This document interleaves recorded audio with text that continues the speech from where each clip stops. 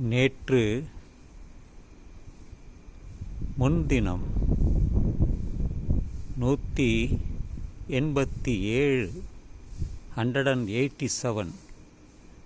விமானத்தில் பயணித்தவர்கள் ஒரு விபத்தினால் ஒரு விமானமே கீழே விழுந்து நொறுங்கி அவர்கள் இறந்துவிட்டனர்.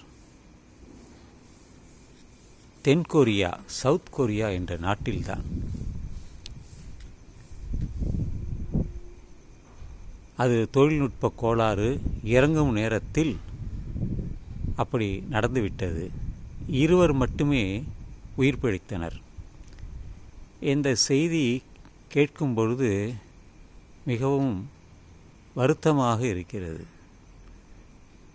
ஒரே நாளில் ஒரே இடத்தில் 187 பயணிகள் இறந்தார்கள் என்பது மிகவும் வருத்தத்தை தருகிறது. இதுபோல எத்தனையோ உயிரிழப்புகள் இயற்கையினால் நடக்கின்றது. மனித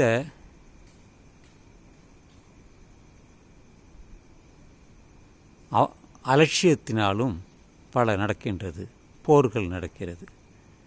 இதற்கெல்லாம் என்ன காரணம்? அவர்களுக்கு தலையெழுத்தா?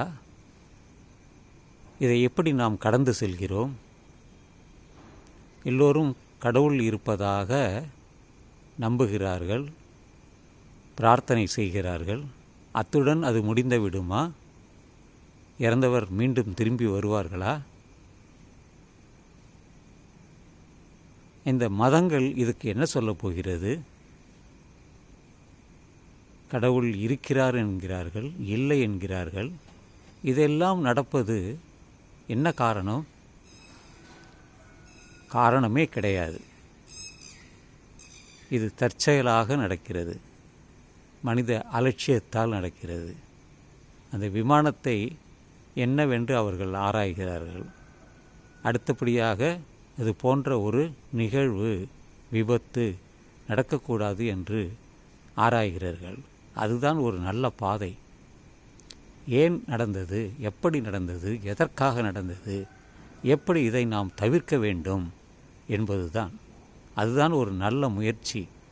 நமக்கு ஒரு புதிய கட்டுமானத்தை உருவாக்க முடியும் என்று சொல்லி, வருத்தமான செய்தியாக இருந்தாலும் சிலர் நம்பிக்கைகள் அது புறம்பாக இருக்கிறது என்று சொல்லி இந்த பதிவை நான் நிறைவு செய்கிறேன்.